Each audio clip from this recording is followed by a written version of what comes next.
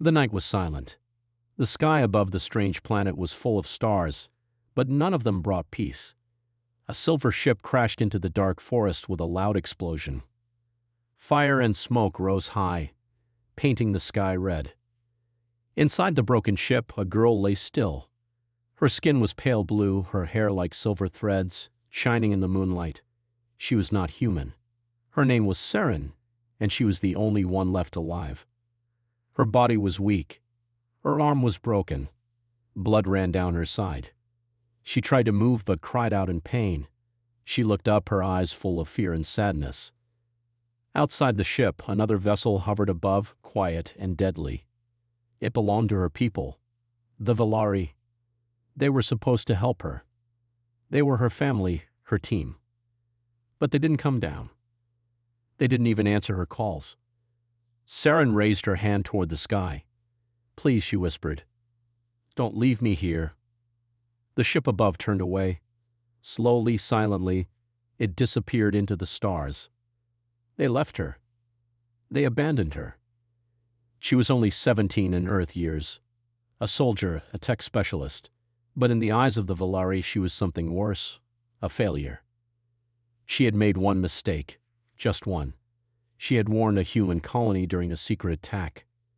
She didn't want innocent people to die. But her people saw this as betrayal. So they left her here, to die. The forest around her was quiet, but not safe. Strange sounds echoed from the trees, low growls, sharp cries, the sound of something watching. Saren crawled out of the broken ship. Her hand touched the cold ground. Her suit was torn. She needed shelter, water, food, anything. But more than that, she needed hope. "Why?" she whispered. "Why did they do this to me?" The wind picked up. Leaves blew across the dirt. Dark clouds rolled in. A storm was coming. Lightning cracked the sky. Saren found a small cave between two sharp rocks. She dragged herself inside, breathing hard, chest burning. She pressed her back against the wall and closed her eyes. Her mind was full of questions. Will they come back for me? Was I really wrong? Was saving those humans a mistake? She didn't know. But deep in her heart, she felt something she had never felt before. Hate. Not for the humans, but for the ones who left her. Hours passed. The storm outside screamed. Rain fell like knives. Saren's body shook from cold and pain. Then lights. Bright, warm, moving through the forest. She held her breath. Someone was coming. Not Valari. Humans. They were wearing strange suits like armor. One of them carried a scanner. Another held a long rifle. They moved carefully, checking the crash site. Saren panicked. She tried to stay quiet. But a sharp pain shot through her leg and she let out a small cry. The nearest human turned. "Wait, I heard something." They pointed a light toward the cave. Saren's heart pounded. Footsteps came closer. The humans reached the entrance of the cave. Their flashlights lit her face. A gasp. She's not human. Is she alive? She's hurt. They didn't shoot. They didn't run. One of them, tall, dark beard, kind eyes, stepped forward slowly. He knelt down and looked into her eyes. "It's okay," he said softly. "We won't hurt you." Saren didn't understand his words, but she understood his eyes. They were not full of fear. They were full of care. She blinked, confused. "You're helping me." The man nodded even though he didn't understand her language. Another soldier came closer. "Captain, should we take her back? What if she's dangerous?" The bearded man didn't move. He looked at Saren's weak body, at her broken arm, her bleeding side. "No," he said. "She's not the enemy. She's a survivor." They gently lifted her onto a stretcher. She didn't fight. She was too tired.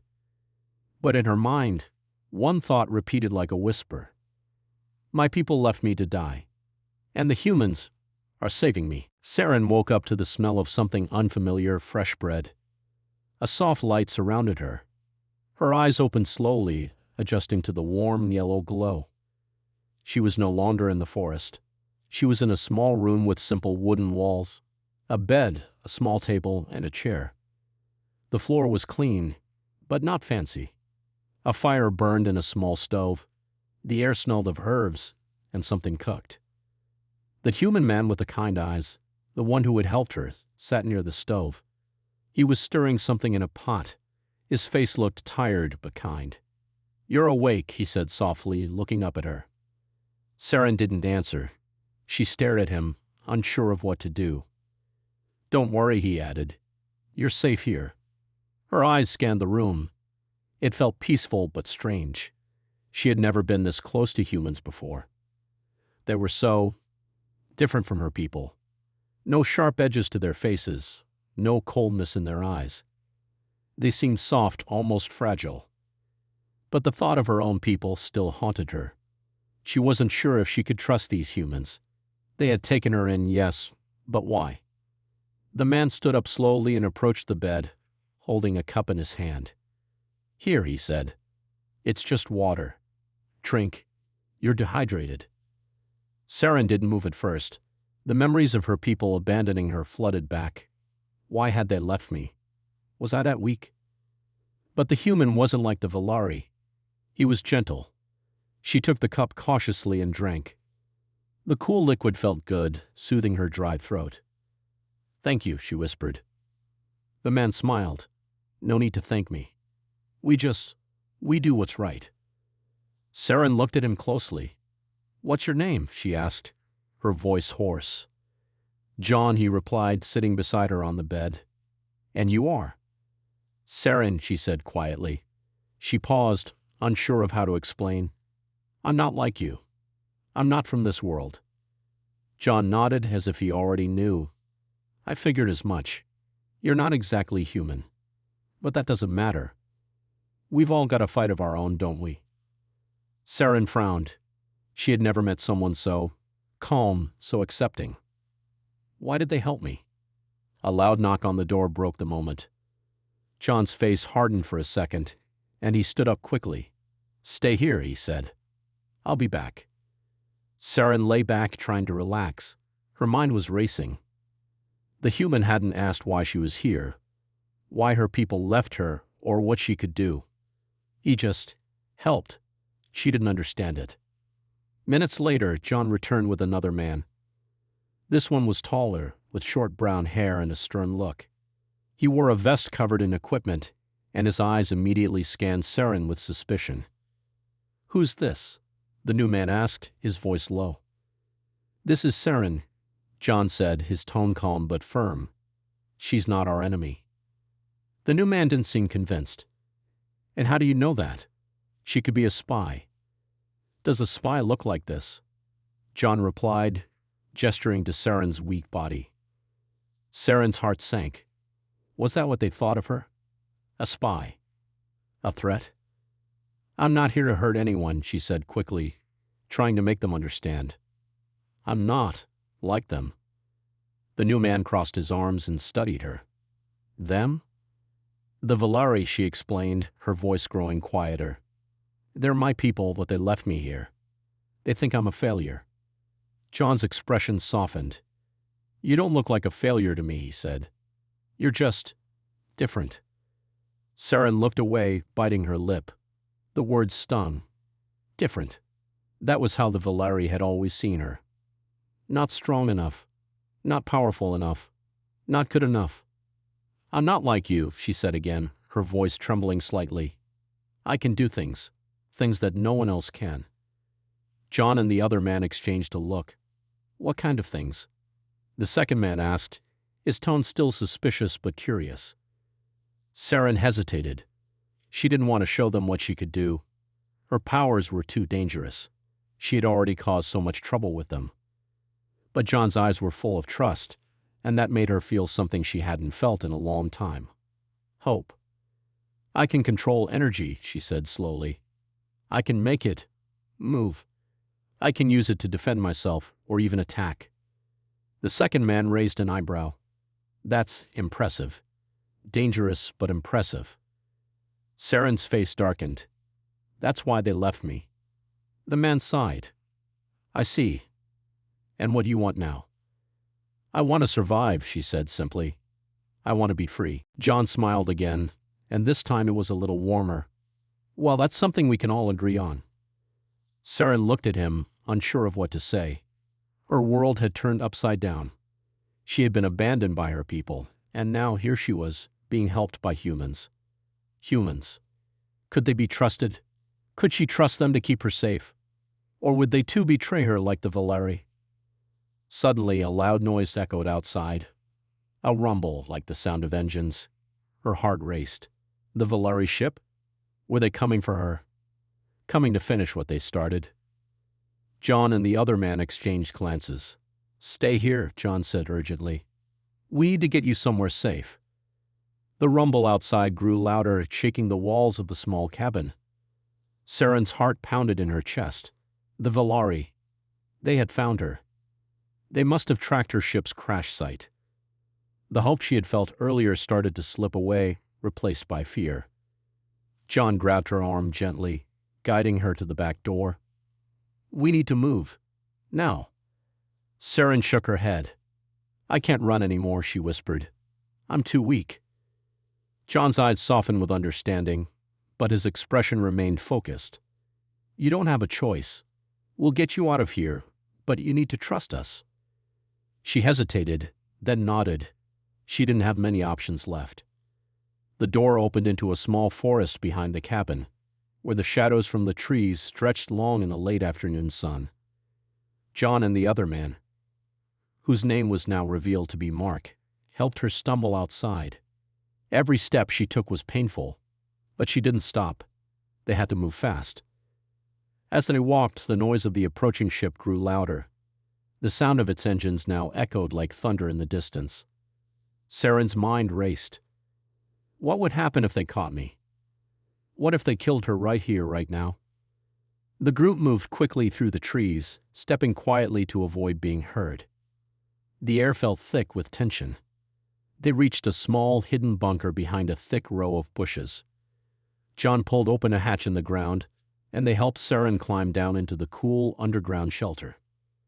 The door closed with a soft click, and they were left in darkness, the only sound their breathing. John pulled out a small flashlight and clicked it on, casting a faint glow over their faces. "We'll stay here for a while. It's safe." But Saren wasn't listening. Her mind was elsewhere. The Valeri, they were going to find me. What do they want with me? John's voice broke through her thoughts. "You need to tell us what happened, Saren. Why did they leave you behind?" Saren looked at him, her eyes filled with confusion and pain. For the first time since they had rescued her, she felt the weight of her past pressing down on her. "I wasn't perfect," she began, her voice shaky.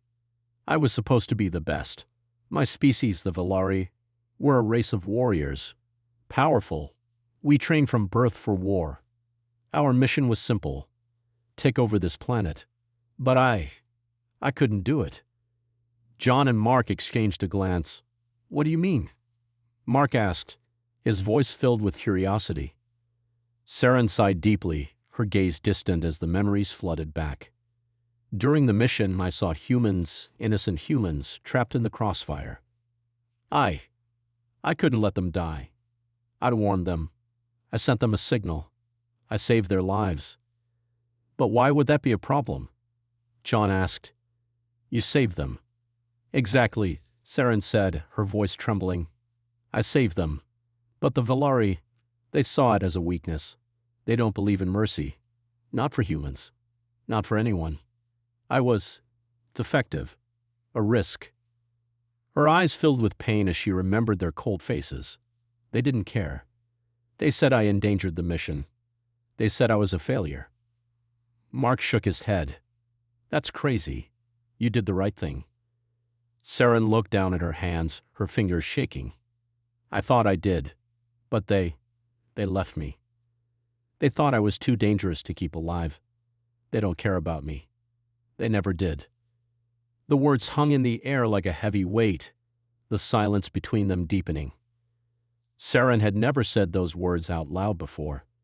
She had never let herself feel the full pain of betrayal until now. John's voice broke the silence. "You're not a failure, Saren. You did what no one else would have done. That makes you strong." Saren looked up at him, her eyes wide. "Strong?"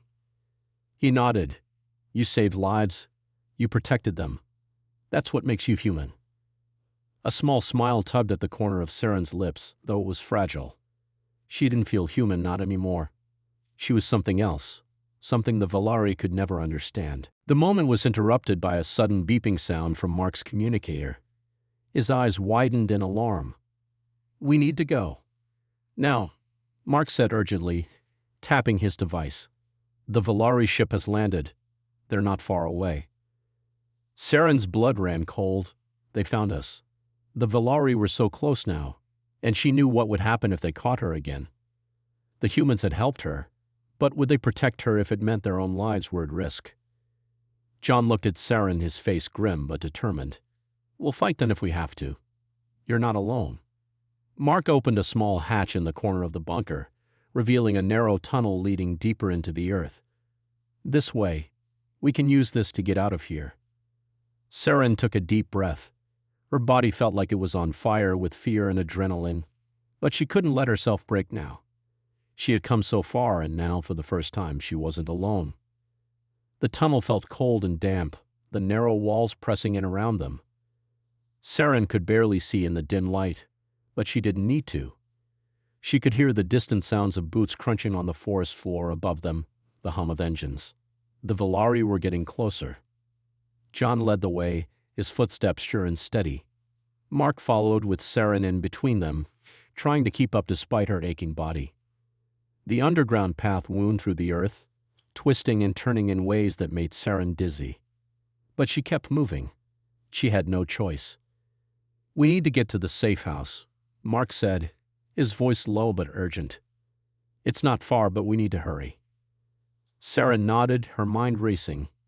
The Valari wouldn't stop until they had her. But what could they possibly want with her now? She was weak, injured. She didn't have the strength to fight back. "Why are they doing this?" she asked, her voice filled with confusion and fear. "I've already been abandoned. What more do they want from me?" John's face tightened with a mix of concern and determination. "They don't care about you. They care about your power. You're not just any soldiers, Saren. You're something they can't control." Saren's breath caught in her throat. "My power?" she whispered. "What do you mean?" "They know you can control energy. They think you're a weapon, force they can use," Mark said, glancing over his shoulder. "And they're coming for you because they want to control that power." Saren's heart pounded in her chest. The Valari had always seen her as weak. But they never knew the truth. They didn't understand the full extent of her abilities.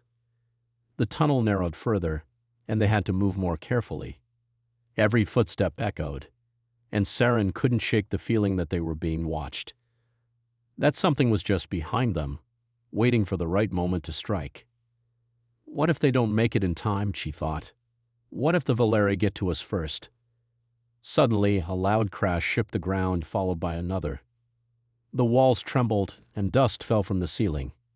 Mark and John froze, their faces tight with fear. "They're above us," Mark muttered. "They've found the tunnel." Saren's pulse quickened. "How did they find us so fast?" John turned to her, his voice calm but urgent. "We need to split up. You need to keep moving. Don't stop. No matter what happens, we'll slow them down." Saren shook her head. "I'm not leaving you." "We don't have a choice," John replied. "You're the key, Saren. You're the one they want. They'll kill us all if they catch you. You have to survive." Saren looked at him, her heart aching with fear and frustration. She didn't want to run. She didn't want to leave them behind. But she knew John was right. If she stayed, they'd all be dead. "I'll find you," she promised. "I'll come back for you." John nodded, his eyes full of trust. "Just keep moving. Don't stop." Without another word, they separated. John and Mark veered off down a different path, leaving Saren alone in the dim tunnel. She could hear their footsteps growing faint as they disappeared into the darkness. The silence was suffocating. Saren's breath came in shallow gasps and her thoughts raced. What do I do now? She couldn't hide forever. She couldn't run away from the Velari. They'd never stop hunting her. But then the thought struck her. What if I fight back? She stopped in her tracks, her body trembling. Could she do it? Could she really fight the Velari? She wasn't ready. She wasn't strong enough. But she wasn't weak either. She had powers they didn't understand. Powers she had been afraid to use. No more running. The thought felt like a spark inside her, igniting something she hadn't felt in a long time, hope. She took a deep breath and pushed forward, her feet moving faster now. The tunnel opened into a small chamber, and at the far end she could see a faint light. She ran toward it, her heart racing. But as she reached the entrance, a sound behind her made her freeze. Footsteps. Someone was coming. Saren spun around, her heart hammering in her chest. The Velari soldiers had found her. A tall figure emerged from the shadows. A man, his face hidden behind a dark mask. His uniform black and sleek. The Velari. They had caught up. This is it. The figure raised a weapon, pointing it directly at her chest. Saren's breath caught in her throat. She could feel the energy inside her, swirling, growing stronger, but it was still wild, uncontrollable. Saren, the man's voice was cold, mechanical. You are an enemy of the Velari. Surrender now, and we will make your death quick. Saren's body trembled. She wasn't ready for this. She wasn't strong enough. But something inside her snapped. She wasn't going to die here. Not like this. Not alone. She reached out with her mind, and the air around her began to crackle with energy. The man's eyes widened in surprise, but it was too late. In a flash, Saren released the energy, blasting it forward with all of her strength. The force sent the Velari soldier flying back, crashing into the wall of the tunnel. The blast left Saren breathless, her body shaking from the power she had just unleashed. But it felt good. It felt right. She had done it. She had fought back. But there was no time to celebrate. The others would be coming soon. She had to keep moving. And this time she wasn't running from the Velari. She was going to make them fear her. The tunnel was eerily silent after Saren's blast. Her heart was pounding in her chest, adrenaline coursing through her veins. She had done it. She had fought back. But there was no time to savor her victory. The sound of approaching footsteps, heavier and more determined this time, echoed down the tunnel. The Velari would be relentless. They wouldn't stop until she was captured or dead. Saren didn't wait to see if the soldier she blasted was getting back up. She turned and ran. Her body ached, every step feeling like a battle. But she pushed through. She had no choice. The Velari were closing in, and now for the first time in her life, she was going to fight for her freedom. The light ahead grew brighter as she continued to sprint through the winding tunnels. Her mind raced. Where are John and Mark? Did they make it out? The fear for them gnawed at her, but she couldn't afford to stop now. She had to stay ahead. She had to survive. The chamber opened wider as Saren emerged into a large cavern. At the far end there was an exit. She could see the sky, the promise of the outside world, but the path was blocked. A barricade of debris, piled high from an old explosion, lay between her and the freedom she could almost taste. She wasn't alone for long. Footsteps approached behind her. The soldier she had blasted was up again, his black armor still gleaming under the flickering light of her energy. His eyes were full of fury, but there was something else there, respect. He was more than just another Velari soldier, he was a commander. And he wasn't going to make the same mistake twice. You're stronger than I thought. The commander's voice echoed, cold and calculating. But it won't be enough. Saren stood her ground, her fists clenched, the energy inside her swirling again, ready to be unleashed. I'm not just a weapon for you to control, she said, her voice steady, more confident than she had ever been before. And I'm not going down without a fight. The commander stepped closer, his expression unchanging. You still don't understand, do you? The Velari don't lose, and you are the perfect weapon. You'll either serve us or die. Saren's breath caught in her throat. She had heard those words before, but now they didn't scare her. They only fueled the fire inside her. The Valari had tried to break her. They had abandoned her. They thought she was weak. But now she knew the truth. She wasn't weak. She was stronger than they could ever understand. With a fierce cry, Saren released a burst of energy, but this time it was different. The power wasn't just a blast of raw force. It was controlled, precise. The air around her crackled with energy as she directed it straight at the commander. He tried to raise his weapon to block, but the force of her strike was too much. He was thrown back, crashing into the cavern wall with a resounding thud. For a moment, there was silence. The commander lay unconscious, his armor scorched and dented. But Saren didn't stop. She couldn't. She turned her attention to the barricade ahead, focusing all her energy on it. The rocks and debris shifted, grinding against each other, before the pile exploded outward with a force so strong that it sent a shockwave through the cavern. She stepped through the newly created opening, blinking in the bright daylight. She was outside. But there was no time to stop, no time to rest. She could hear the sound of more Valari soldiers approaching, their voices distant but getting closer. She was out in the open now, but there was no guarantee she would make it far. The sun beat down on her as she ran through the dense forest, the trees around her becoming a blur. She could hear her own breathing, shallow and rapid, but she ignored it. She had to keep moving. Then she heard it, faint at first, but unmistakable. Saren! She froze, her heart leaping into her throat. The voice was familiar. It was John and Mark. John, she called out, her voice hoarse with relief. The trees parted, and there they were. John holding a rifle and Mark, his hand on his sidearm. They both looked tired but relieved to see her. For a moment, all Saren could do was stand there staring at them, her breath catching in her chest. She had made it. She had survived. And now she wasn't alone. "We thought we lost you," Mark said, his voice full of concern. "Are you okay?" Saren nodded, but her eyes flickered to the distant sounds of approaching Valari ships. "Not yet," she said, her voice hardening. "They're still coming." John's eyes narrowed. "We don't have much time, but we're not leaving you. Not again." Saren smiled, a small but genuine smile. "I didn't think you would." The distant hum of Valari ships grew louder. Saren's heart skipped a beat. There was no escaping them now. She could feel the energy inside her, stronger than ever, waiting to be released. She had fought to get this far. She wasn't going to stop now.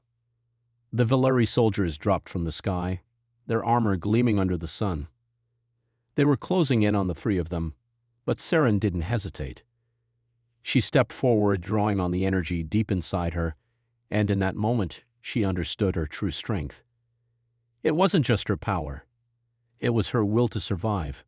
It was her refusal to be controlled, to be broken. And with that, she knew what she had to do. As the first wave of soldiers advanced, Saren raised her hands. The air around her began to crackle, the energy swirling in every direction. Her eyes glowed with power, and the Valari soldiers faltered. They didn't understand. They didn't know what she could do. And in that moment, Saren knew she wasn't the one who was weak. The Valari were. With a fierce cry, she'd unleashed the full force of her power. The ground trembled as the energy erupted outward, sending the soldiers flying back.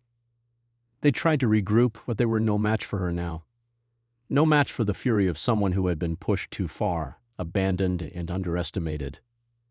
She was no longer the broken soldier. She was the storm. The Valari fell before her, their strength nothing compared to the power of someone who had nothing left to lose. And in the end, the Valari would learn what they had feared all along. Saren was not their weapon. She was their nightmare.